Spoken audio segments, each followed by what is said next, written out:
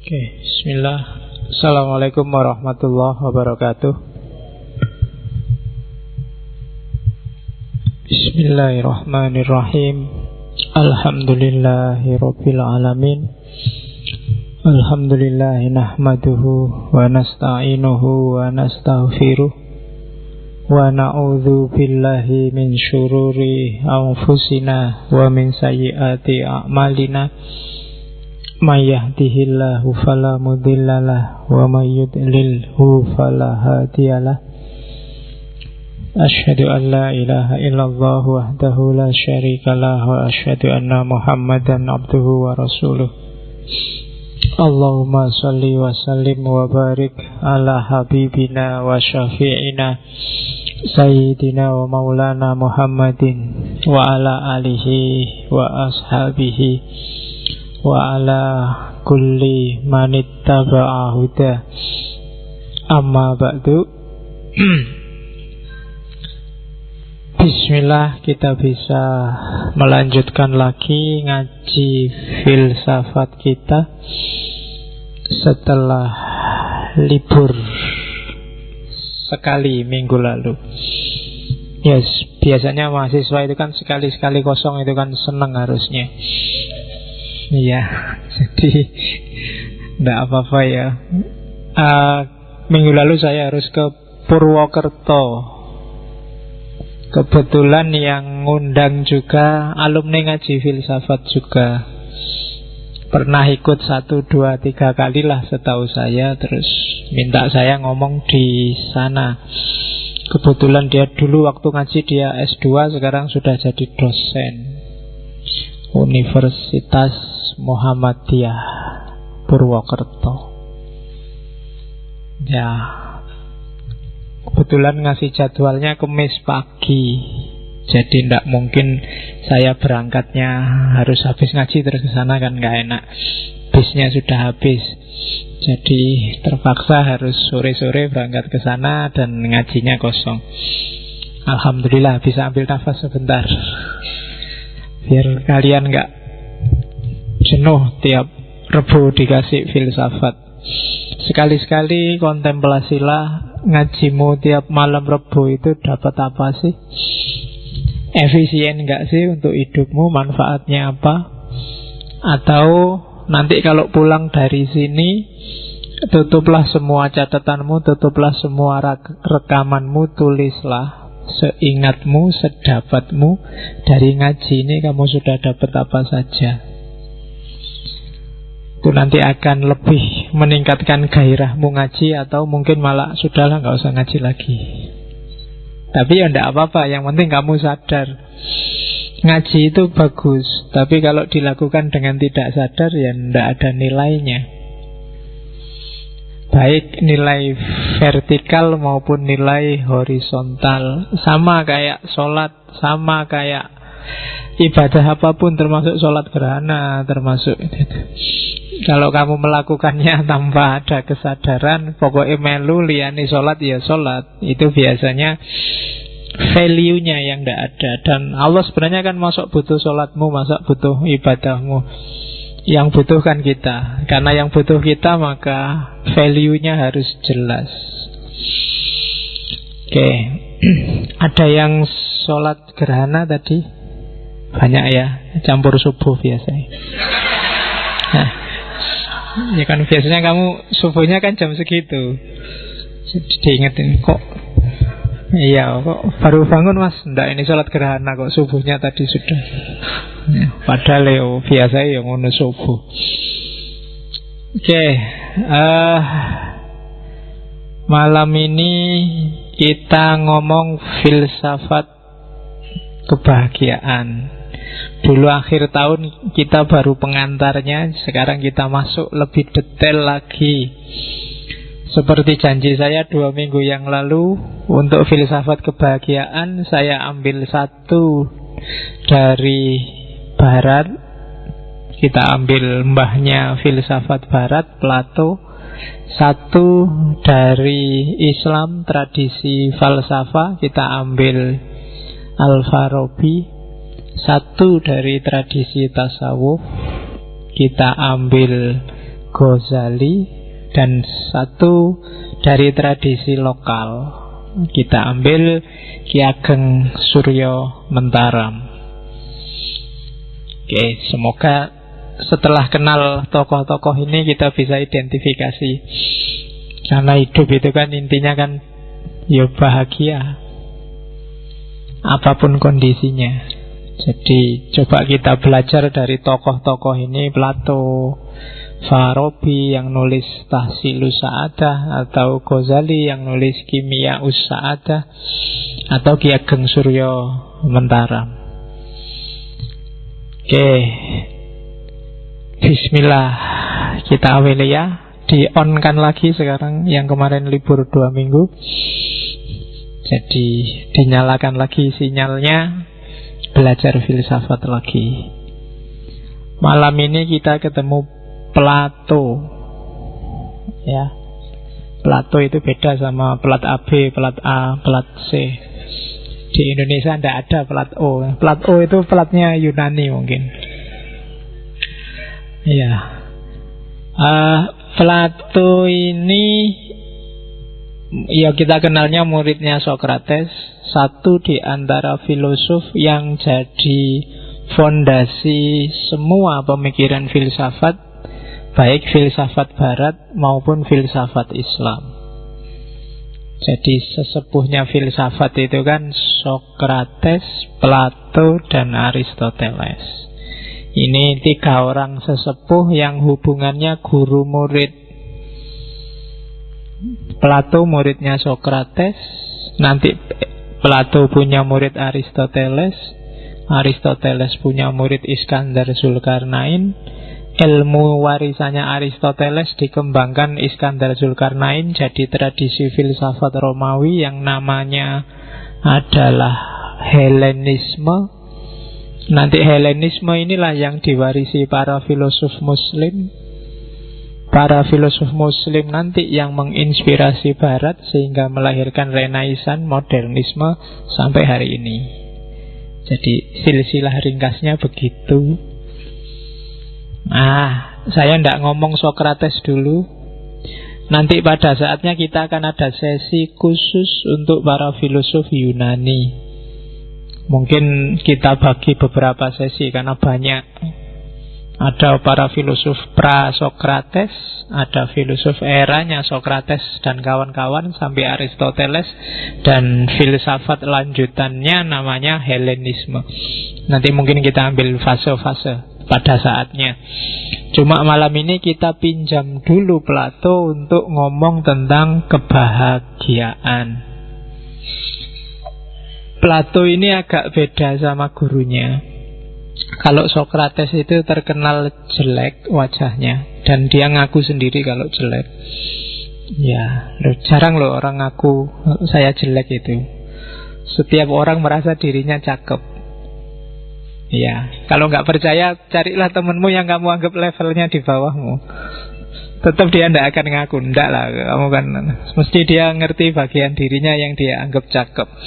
Tapi kalau Sokrates tidak, dia juga ngakui kok wajahnya jelek. Atau mungkin kalian ngaku saya nggak terlalu cakep Pak, tapi kan manis kayak gitu. Ya, itu alasan.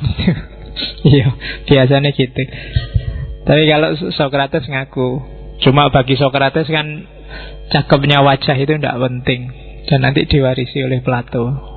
Pakai aja dalil itu kalau ada yang bilang kalian tidak cakep. Tidak penting cakepnya wajah itu, apalagi yang cowok.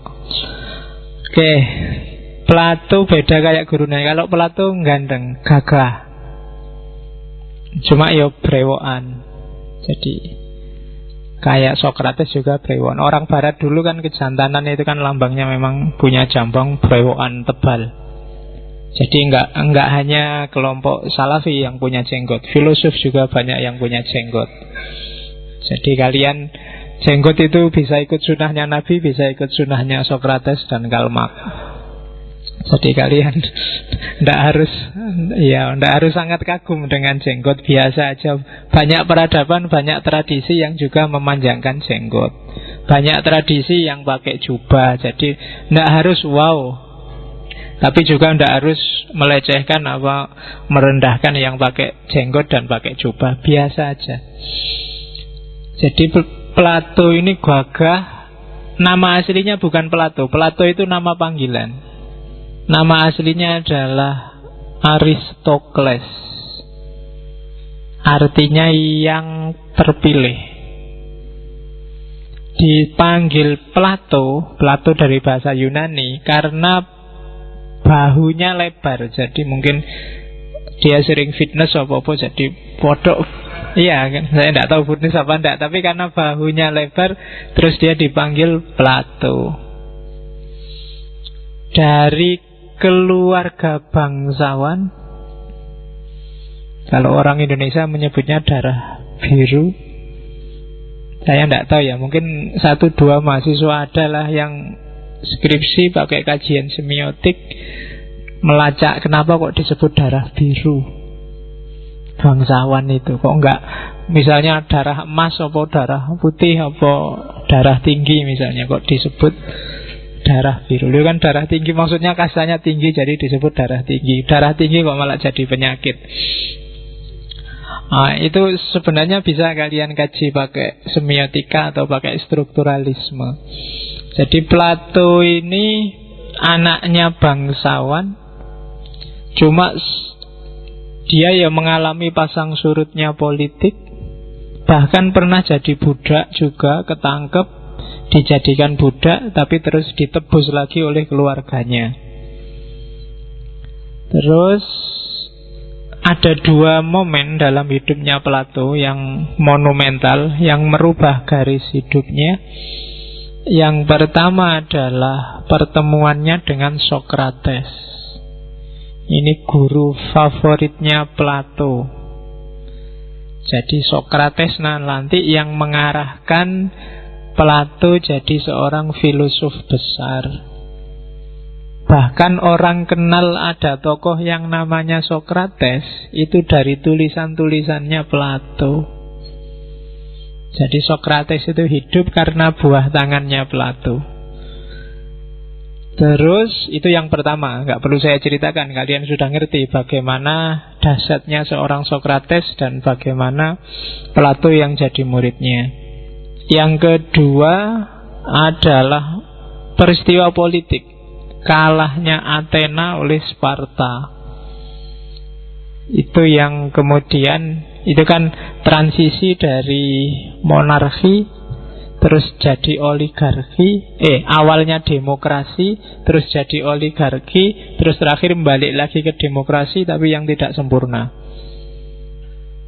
Sebenarnya Plato meskipun dia ahli filsafat sudah ancang-ancang ingin masuk ke dunia politik, ingin jadi pejabat atau apa, karena memang dia keluarga bangsawan. Tapi begitu ada peristiwa eksekusi terhadap gurunya, terhadap Sokrates, dan eksekusi ini dilakukan oleh pemerintahan yang coraknya demokratis, maka Plato batal, nggak jadi masuk ke dunia politik. Dan mungkin itu salah satu sebab kenapa dalam masterpiece-nya Plato yang judulnya Republik itu dia tidak sangat menganjurkan demokrasi, tapi dia menganjurkan pokoknya negara itu pemimpinnya harus seorang filosof, king philosopher, raja filosof.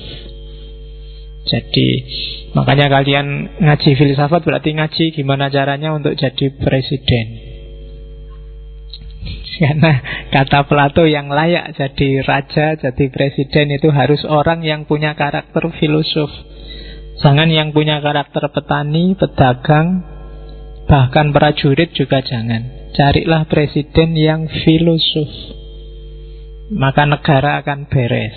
Tapi filosof yang sejati ya, bukan filosof-filosofan. Karena sekarang banyak filosof-filosofan. Si meni iso mikir sidik, pokoknya wani debat ya ayo kan gitu. Oke, dan itu dalam sejarahnya Plato. Akhirnya dia menarik diri dari dunia politik. Setelah gurunya dieksekusi, dia kecewa luar biasa. Kemudian dia mengembara kurang lebih 12 tahun. Sama kayak Ghazali. Ketika dia kecewa dengan dirinya sendiri terus mengembara juga 11-12 tahun. Nah, saya tidak tahu, mungkin ada rahasia kenapa kok nyepi mengembara cari ilmu itu sampai 12 tahun. Kalau di Indonesia kan 12 tahun itu baru SD, SMP, SMA, wajib belajar. Tapi kalau Plato 12 tahun itu kemana-mana, dan bahkan dia diceritakan sempat belajar mistik dan agama timur di Mesir.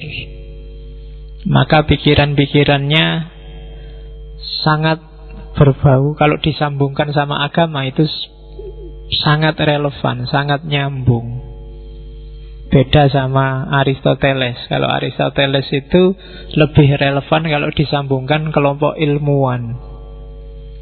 Ada tesis yang menyatakan kenapa Islam abad tengah itu jaya dan Kristen meskipun banyak filosofnya itu cenderung zaman itu disebut abad kegelapan karena sibuk dengan agama.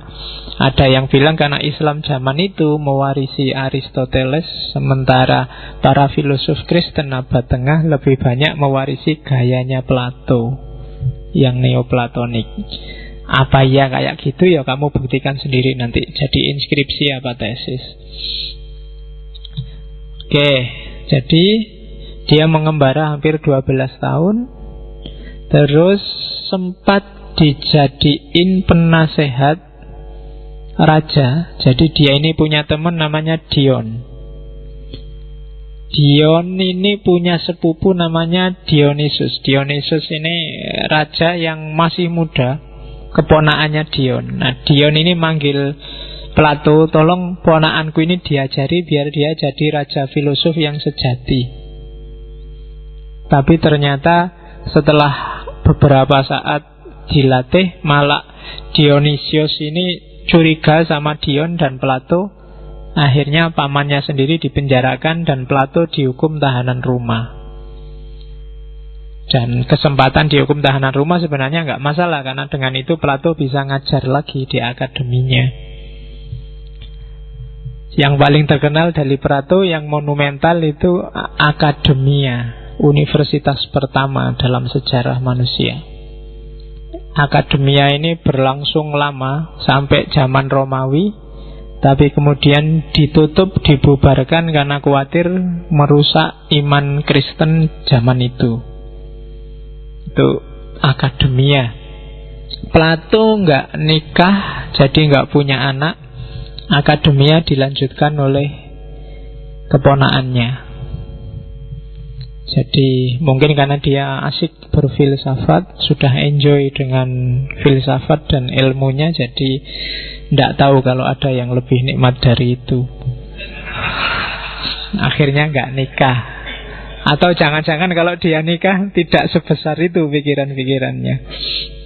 Saya tidak tahu. Cuma kamu tidak usah niru yang nggak nikahnya. Ya.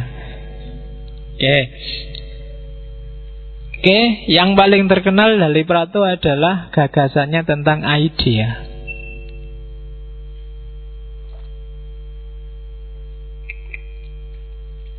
Tentang ide, form. Tapi kita malam ini nggak ngomong itu. Nanti pada saatnya ketika kita masuk Yunani, kita jelajahi Plato secara lebih utuh. Malam ini kita nempel. Apa nempel itu ya? Kita nyuwil dikit, itu bahasa Indonesia ini apa? Kita nyuplek. Nah, iya. Kayak orang masak nasi itu biasanya kan saking laparnya terus dicuplik dikit, nanti nggak mateng juga nggak apa-apa, yang penting kenyang. Nah, kita cuplik dikit malam ini tentang yang namanya kebahagiaan. Oke, pikiran-pikiran Plato tidak terlalu sukar dipahami. Yang biasanya sukar dipahami adalah bahasanya. Karena kalian kan harus terpaksa bahasa Inggris paling enggak, dan itu berat. Paling adanya terjemahan, dan terjemahannya itu juga ya, kalau yang nerjemah nggak ngerti filsafat juga pening. Saya kemarin baca terjemahan apa itu, ada kalimat seorang paradok. Kok ada seorang paradok itu? Dianggapnya paradok itu nama orang apa jenis makhluk apa gitu kan. Jadi seorang paradok. Sing nerjemah orang ngerti. Oke, bismillah. Kita belajar malam ini kebahagiaan. Sebelum masuk ke kebahagiaan, kita harus ngerti apa yang ada di kepalanya Plato tentang manusia. Pandangan Plato tentang manusia itu jenis yang sering disebut orang sebagai esensialisme. Bahwa manusia itu punya esensi. Esensinya apa? Jiwa. Ya, bedakan nanti dengan lawan pemikirannya yang disebut eksistensialisme. Jadi katanya Plato, manusia itu hakikatnya adalah jiwanya. Badan ini hanya manifestasi dari jiwa. Maka jangan terlalu percaya dengan badan. Badan bisa keliru, bisa menipu. Karena hakikatnya ada di jiwa. Kalau kamu sedang mangkel terus merengut. Nah, merengut itu kan ekspresi dari jiwamu yang sedang mangkel. Kalau kamu sedang senang terus senyum. Nah, senyum ini ekspresi dari jiwamu yang sedang senang. Cuma jangan kejebak dengan senyum dan merengutnya. Ada kalanya orang senyum tapi tidak senang. Ada kan senyum sinis misalnya. Kan itu kan kayak senyum tapi manggeli. Ada yang mencucu juga bukan karena mangkel tapi karena sakit gigi misalnya. Jadi badan itu tidak bisa dijadikan pedoman. Dia hanya tanda dari jiwa. Sama-sama senyumnya, tapi kan kuncinya ada di jiwa. Ini senyum seneng, senyum sinis, atau ya memang bentuk mulutnya selalu senyum. Jadi dia hanya sign, hanya tanda dari gejala jiwa. Lah terus apa sih jiwa itu? Kalau bagi Plato ya jangan ditanyakan apa, karena dia bukan apa juga bukan sesuatu. Jadi kamu nggak bisa megang makhluk yang namanya jiwa. Nanti kalau di bukunya Plato Politeia itu, jiwa itu bukan sesuatu, tapi dia gerak, aktivitas. Ini yang rodok rumit. Aktivitasnya ada, tapi sesuatunya tidak ada. Itu jiwa. Jadi sesuatu yang bergerak, menggerakkan dirinya sendiri dan termanifestasikan lewat badan. Kalau istilahnya, kalau pakai bahasa istilahnya biasanya dipakai autokineton. Autokineton itu dia gerak dengan sendirinya. Tidak ada yang nyetir, karena dialah yang nyetir badan. Jadi sopir itu kan nggak ada yang nyupiri. Dia nyupiri dirinya sendiri. Itulah jiwa. Kayak mobil ya. Mobil itu kan ada supirnya. Kamu kan gak bisa tanya, loh yang nyupiri sopir siapa? Ya enggak, dia nyupiri dirinya sendiri. Dan mobilnya itu badannya. Jadi itu yang dimaksud gerak autokineton. Dia enggak ada yang nyupiri, karena dia sendiri adalah supir. Ya kan enggak bisa kayak sebab, ada akibat. Ada yang nyupir, ada yang disupiri. Supir ini ada yang nyupir lagi, kan nggak ada. Masuk supir, siapa yang nyupir supir? Jeragani supir misalnya, ya nggak bisa nyupir. Dia nyupir dirinya sendiri, menggerakkan dirinya sendiri, autokineton. Dan semua kompleksitas gerakan internal manusia itulah aktivitasnya jiwa. Jadi dalangnya, supirnya hidupmu itu jiwamu. Kamu seneng, sedih, puyeng, pening, bingung, tidak jelas, itu kan semua aktivitas jiwamu. Jadi kompleksitas semua gerakan internal. Biasanya manifestasinya ada di jasad, ada di tubuh. Tapi juga tidak bisa 100% dipedomani. Makanya nanti di teori idenya Plato, barang yang kelihatan, yang fisikal, yang duniawi, itu sifatnya sementara semua, gampang menipu. Yang sejati, yang sifatnya non-fisik, dunia idea. Oke, ya kalau pakai istilahnya Plato, ya secakep-cakepnya cewek yang ada di depanmu dan ada, itu lebih cakep cewek yang ada di kepalamu, yang ada dalam bayanganmu. Jadi bagi yang jomblo tidak masalah. Yang penting kamu bisa jatuh cinta sama bayanganmu sendiri tentang perempuan. Itu lebih sempurna kalau di Plato, lebih perfect daripada yang ada barangnya. Begitu ada barangnya, itu biasanya sudah terreduksi.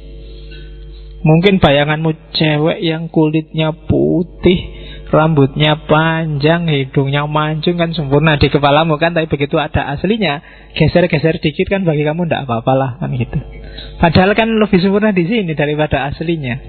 Mungkin kamu anggap kulitnya putih, nanti dijeremuti mungkin ada bagian tertentu kulit yang tidak putih loh. Ya mungkin kamu nggak tahu apa di sininya, apa di mananya kan. Cuma nggak kelihatan aja. Itu kan kalah ideal sama yang ada di kepalamu. Indonesia yang gemah ripah loh jinawi itu dari tataran ide jauh lebih sempurna daripada Indonesia yang sejati.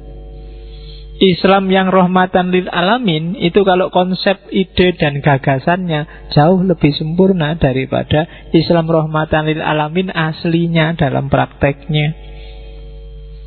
Itulah teorinya Plato bahwa jiwa, ide, gagasan itu jauh lebih sempurna daripada fisiknya.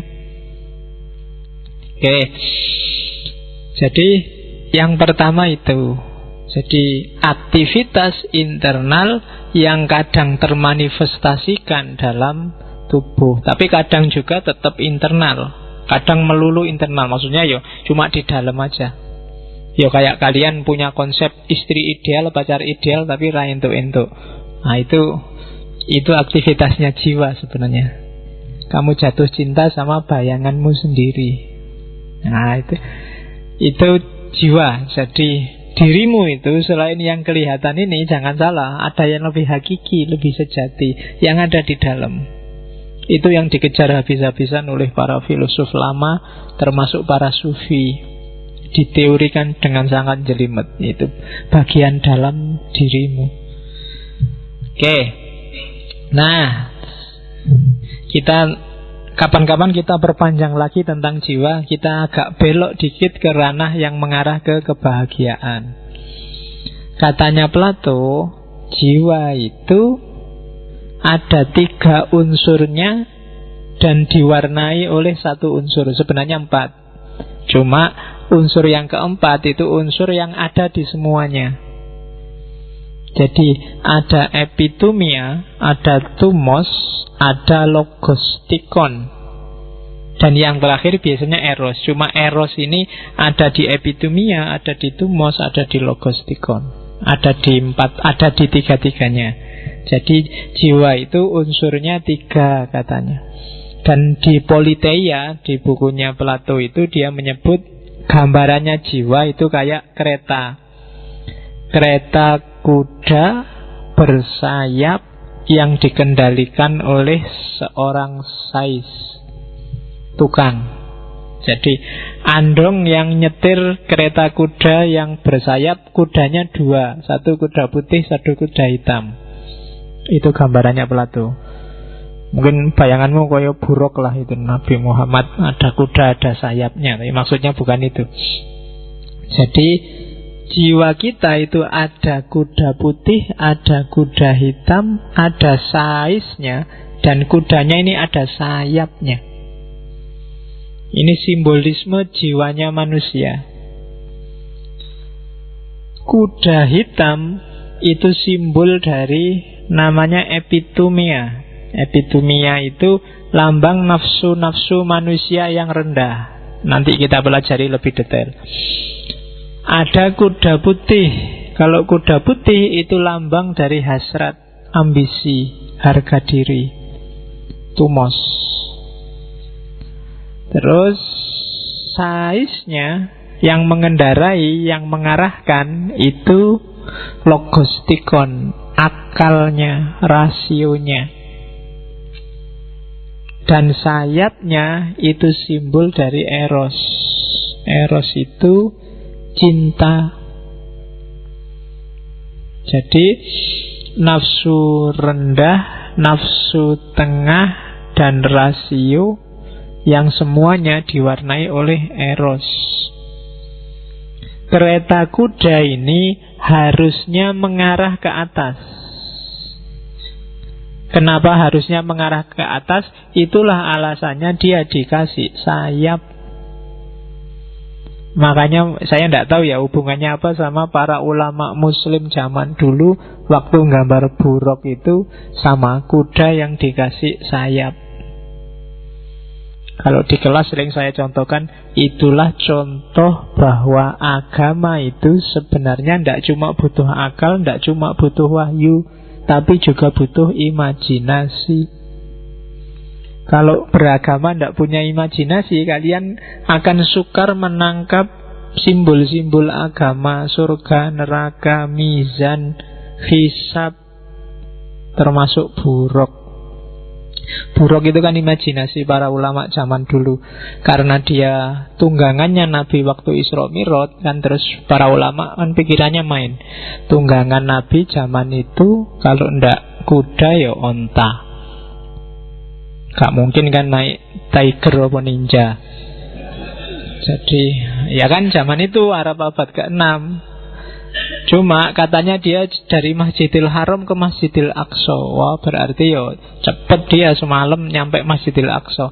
Nah, antara kuda sama unta ya lebih cepat kuda. Wah berarti buruk itu kuda. Kan itu imajinasi yang main. Terus tapi nggak cuma sampai Masjidil Aqsa, dia bisa Mi'raj, naik sampai ke langit. Wah susah lagi nih. Kuda kan di darat. Kalau bisa naik ke atas, yang bisa itu burung. Imajinasi main lagi. Oh kalau gitu kudanya dikasih sayap deh. Jadilah kuda ada sayapnya. Tapi terus ada hadis yang bilang buruk itu sejenis bidadari. Wah kalau bidadari mestinya cakep. Sak cakep-cakepnya kuda, ya kan, levelnya paling segitu-gitu aja. Nggak ada. Masa bidadari wajahnya kayak kuda, kan nggak mungkin. Itu kan yang bikin terus oleh para ulama, kepalanya dipotong, digantilah wanita cantik.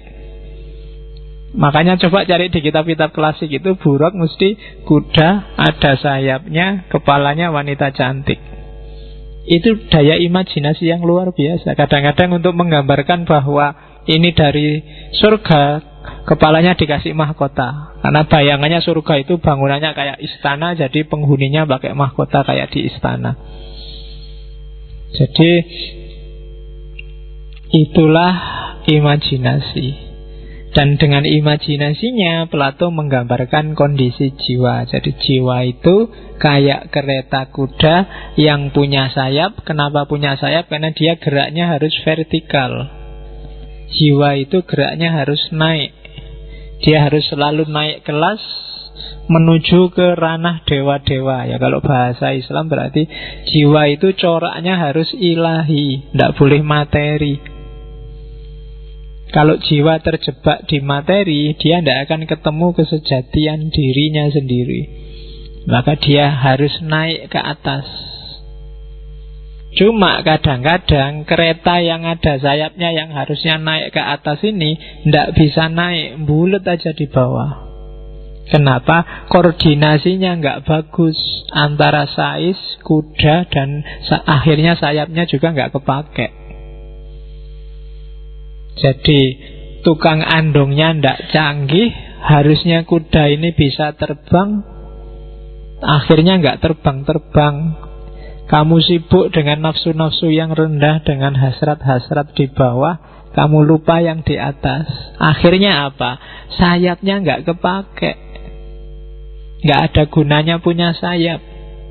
Akhirnya kayak hari ini kan rasanya makhluk yang namanya cinta itu kan jarang muncul. Adanya cuma di anak-anak ABG yang baru, yang-yangan itu. Itu pun konotasinya sangat rendah. Biasanya konotasinya kan seks. Hanya seputar itu, jadi nggak naik kelas. Maka gerakannya nggak bisa ke atas. Nah, itu analoginya Plato di Politeia untuk menggambarkan unsur-unsurnya jiwa. Kita lihat satu-satu biar nanti.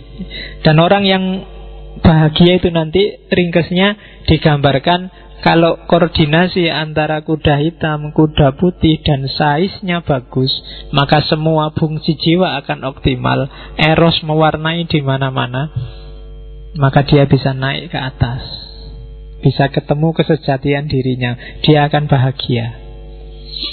Oke, kita lihat satu-satu biar kita kenal, biar nggak kejebak. Yang pertama, nafsu paling rendah, bagian jiwa yang letaknya paling bawah, epitumia namanya, atau epitumos. Jadi sebuah unsur dalam jiwa. Secara umum isinya epitumia itu 3. Nafsu makan, nafsu minum, yang ketiga nafsu seks.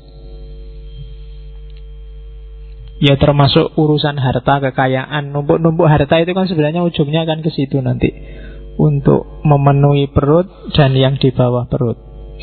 Wilayahnya perut ke bawah. Nanti di bukunya Plato ditambahin narasi jauh dari kepala. Nah, jadi karena jauh dari kepala dia susah dikendalikan. Jauh, makanya nggak enak jadi orang tinggi. Semakin jauh yang antara yang atas bawah. Kalau saya kayak saya kan dekat, jadi masih ngontrolnya enak, gampang. Kalau kalian yang tinggi susah ngontrolnya. Ya size-nya kan kepala nanti. Jadi wilayah perut ke bawah. Jadi jangan-jangan orang tinggi itu lebih bahaya kan. Perut ke bawahnya yang ngontrol jauh. Kayak kos-kosan itu ibu kosnya jauh di sini, sementara yang anunya jauh. Jadi wilayahnya bawah. Sifatnya sering-sering irasional dan mortal. Mortal itu jangkauannya pendek. Nyari kesenangan sekarang, saat ini, hari ini, terus habis, terus nyari lagi, dan seterusnya. Biasanya irasional. Orang itu kalau sudah dipepet oleh nafsu untuk perut ke bawah itu, apakah itu makan, minum, atau seks, itu biasanya akalnya nggak jalan sudah. Misalnya kamu sangat haus itu, nggak peduli amat sama ngaji filsafat, peduli amat sama, yang penting nyari air untuk minum. Lapar juga begitu. Semakin panjang ngajinya kamu semakin merengut. Iki urung maam ngaji ini suwi nggak bisa jalan semuanya. Sudah irasional. Meskipun kiaimu ceramah ini penting, masuk surga, kalau ndak gitu malaikat marah, ndak peduli. Yang penting makan beres, termasuk seks. Ya saya tidak tahu, kalian mungkin belum ngalami atau sering ngalami tapi dialokasikan untuk hal yang lain. Nah itu kan juga kalau sudah kepepet itu ya sudah. Makanya kan kemarin yang belajar Sigmund Freud itu kan, manusia itu bulet kayak apa ya, nanti muaranya di situ, ujungnya ke situ. Jadi hasrat, ambisi, dan wilayah nafsu yang sangat sukar ditundukkan oleh rasio ini epitumia ini. Jadi dia susah sekali dikendalikan. Begitu dia tidak terpenuhi, maka rasio tidak berdaya sudah. Jadi hati-hati. Ini kelihatan simpel tapi hati-hati. Begitu tidak terpenuhi, pikiranmu mesti buntu, tidak operatif lagi. Rasiomu tidak akan jalan. Maka ini nafsu yang jangan dibunuh. Kalau dibunuh gawat. Tidak makan, tidak minum, tidak seks, itu kiamat sudah. Jadi nafsu bawah, simbolnya kalau saya baca bukunya Plato 3 itu simbolnya beda-beda. Ya kalau yang kuda hitam itu adanya di Paido atau Paidros. di bukunya Gorgias dia ngasih simbol epitomia itu gentong, bahasaku jane, gentong bocor. Ini kayak ember yang bocor. Ember bocor itu kan diisi berapapun dia tidak akan penuh. Kalau di Jawa itu, ini kan gelarnya Petruk. Petruk kantong bolong. Kantong itu kalau bolong, dikasih apa saja, sebanyak apapun uang, tidak akan cukup, tidak akan puas. Itu simbolnya hasrat. Atau Hidra. Hidra itu binatang yang kepalanya banyak, yang suka main game-game syuting. Itu kan biasanya ada binatang yang kepalanya banyak, jadi nembaknya susah. Nah itu simbolnya nafsu. Jadi kepalanya banyak itu dibunuh satu, yang lain masih ada banyak. Kalau di wayang simbolnya biasanya pakai rahwana, dosomuko, kepalanya 10. Susah itu kan, kalau kepalanya 10 kamu ditembak satu masih ada satu, tembak satu masih ada satu lagi, dan bisa tumbuh, susah lagi kan itu. Dihukum pancung, sudah dipancung, masih ada 9. Nanti yang satu ngopeni 9 yang lain, yang satu tumbuh lagi. Dan itulah nafsu. Seolah-olah kamu sekarang minum misalnya,